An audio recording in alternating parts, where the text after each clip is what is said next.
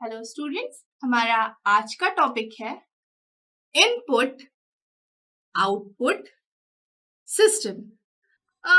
यहाँ पे जो इनपुट आउटपुट सिस्टम है उसको हम आईओ सिस्टम भी बोलते हैं। कंप्यूटर ऑर्गेनाइजेशन एंड आर्किटेक्चर की जब आप स्टैंडर्ड बुक्स देखेंगे या आपको क्वेश्चन में भी कई बार ना आईओ लिखा होता है, क्योंकि हम इनपुट आउटपुट को शॉर्ट में आईओ सिस्टम बोलते हैं। हम जैसे आईओ इंटरफेसेस के बारे में बात करेंगे तो वो सब इनपुट आउटपुट ही कहा जाता है। चलिए स्टार्ट करते हैं आज के टॉपिक से। हमारा जो एक कंप्यूटर होता है उसमें हमारी उसमें 4 फंक्शनल यूनिट होती हैं। ये 4 फंक्शनल यूनिट हमने अपने प्रीवियस कुछ लेक्चर्स जब देखे थे तब की थी कि हमारे एक कंप्यूटर सिस्टम में 4 फंक्शनल यूनिट हैं। हर एक फंक्शनल यूनिट कनेक्टेड होती है एक दूसरी फंक्शनल यूनिट से, क्योंकि जब एक कंप्यूटर सिस्टम में आप कुछ काम करते हो तो ये सारी जो फंक्शनल यूनिट हैं वो कुछ एक पर्टिकुलर काम कर रही हैं, किसी को वो आगे ट्रांसफर कर रही हैं, और जब सब कुछ हो जाता है तो अल्टीमेटली हमें एक रिजल्ट मिलता है। मतलब ये जो चारों फंक्शनल यूनिट हैं ये सब आपस में कनेक्टेड है। अभी 4 फंक्शनल यूनिट बार बार बोल रही हूँ, मैं बता देती हूँ।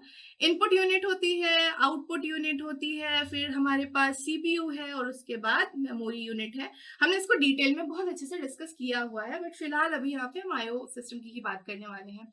तो हमने ये समझा कि ये सारी यूनिट्स क्या है, आपस में कनेक्टेड है। कनेक्टेड क्यों है? ताकि हमारा जो भी हमें मैनिपुलेशन करना है, हमें कुछ स्टोर करना है, रिजल्ट दिखाना है यूजर को, तो वो इफिशिएंटली हो जाए। तो ये हमारा जो इनपुट आउटपुट सिस्टम है ये किस लिए इस्तेमाल होता है? ये इस्तेमाल होता है कंप्यूटर के डिफरेंट कंपोनेंट्स को आपस में कनेक्ट करने के लिए, ताकि एक इफिशिएंट कम्युनिकेशन एस्टैब्लिश करवाया जाए between input output devices and central computer. और इसीलिए हमारा जो आईओ सिस्टम है वो हमें काम में आता है। अब हम बात करते हैं कि ये आईओ सिस्टम जो है वो है क्या। तो यहाँ पे हम बेसिकली 3 आईओ सिस्टम के बारे में पढ़ने वाले हैं। एक होता है मेरा इनपुट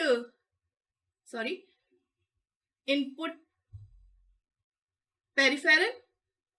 इसी में हम जो सेकंड पढ़ेंगे वो हम पढ़ेंगे आउटपुट पेरिफेरल। नेक्स्ट हम इसमें देखेंगे इनपुट आउटपुट पेरिफेरल। चलिए स्टार्ट करते हैं। इनपुट पेरिफेरल से पहले एक चीज और समझ लीजिए, ये पेरिफेरल्स क्या होते हैं। तो पेरिफेरल्स वो डिवाइसेस होते हैं जिनको हम अपने कंप्यूटर सिस्टम में केबल्स या फिर वायर्स की हेल्प से कनेक्ट करते हैं। तो ये हमारे पेरिफेरल्स हैं। तो अगर हम बात करें इनपुट पेरिफेरल्स तो बेसिकली ये इनपुट डिवाइसेस है। आउटपुट पेरिफेरल्स मतलब ये आउटपुट डिवाइसेस है। और इनपुट आउटपुट पेरिफेरल्स मतलब कि यहाँ पे हम दोनों एक ही डिवाइस से दोनों का काम करते हैं, इनपुट का भी और आउटपुट का भी।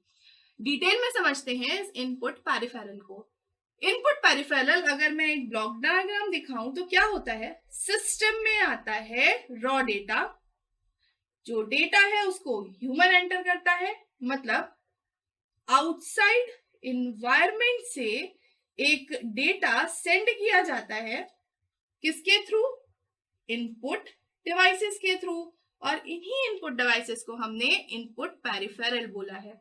ये इनपुट डिवाइसेस क्या हो सकते हैं? तो जैसे हमारा कीबोर्ड होगा, हमारा और भी जो भी आपके डिवाइसेस इनपुट डिवाइसेस में आपको पता है ये सारे वही होते हैं। ठीक है, ये क्या करता है बेसिकली आउटसाइड एनवायरनमेंट से सेंट्रल कंप्यूटर में डेटा को इंसर्ट करने के या एंटर करवाने के काम में आता है। अब हम बात करते हैं, ये होगा यहाँ पे प्रोसेस। यहाँ पे हमें ये नहीं पढ़ना, हमें केवल पढ़ने हैं हमारे आईओ सिस्टम। तो हमारा पहला हो गया ये। अब ये डेटा जो इनपुट डिवाइसेस या इनपुट पेरिफेरल्स के थ्रू एंटर करवाया गया है कंप्यूटर सिस्टम में, इस पे होती है कैलकुलेशन, मैनिपुलेशन या जो भी हमें ऑपरेशन वगैरह परफॉर्म करने हैं वो होते हैं। उसके बाद अल्टीमेटली रिजल्ट को यूजर को दिखा देना होता है। वहां हमारे काम आते हैं आउटपुट पेरिफेरल्स। तो बेसिकली ये जो डेटा है जो इनपुट पेरिफेरल्स के थ्रू एंटर किया गया है सेंट्रल कंप्यूटर में, वहां पे ये क्या हुआ है, मैनिपुलेट या कैलकुलेट हुआ है, उसके बाद जनरेट हुई है एक इंफॉर्मेशन, और उस इंफॉर्मेशन को हमने with the help of output devices या आउटपुट पेरिफेरल्स यूजर को दिखाया है। तो अगेन ये प्रोसेस डेटा आउटसाइड एनवायरनमेंट में भेज दिया गया है फॉर यूजर, ताकि वो उसको देखे। अब अगर हम इस आउटपुट पेरिफेरल्स या आउटपुट डिवाइसेस के कुछ एग्जांपल्स देखें, तो हमारी जो भी डिस्प्ले यूनिट होती है, जैसे कि मॉनिटर हो गया या स्पीकर हो गया, ये सब हमारे क्या हो गए, आउटपुट पेरिफेरल्स या आउटपुट डिवाइसेस। ये हो गया इनपुट एंड आउटपुट। अब बात करते हैं इनपुट आउटपुट पेरिफेरल्स की। ये वो डिवाइसेस होते हैं जो इनपुट के लिए भी काम में आते हैं, एट द सेम टाइम हमें आउटपुट भी मिलता है। तो इसका बहुत अच्छा एग्जाम्पल है टच स्क्रीन। टच स्क्रीन यही होती है ना, आप अपने फिंगर से उसको टच करते हो और आप कुछ ओपन करते हो, मतलब आप आउटसाइड एनवायरनमेंट से सेंट्रल कंप्यूटर में या अपने मोबाइल वगैरह में कुछ अपना इंस्ट्रक्शन दे रहे हो, तो वो क्या हो गया, input. And on the same time क्या होता है, यहाँ से हमें आउटपुट भी मिलता है ना। आपको जो भी रिजल्ट आपने क्या किया, आपने कुछ ओपन किया, इनपुट अपने फिंगर देके।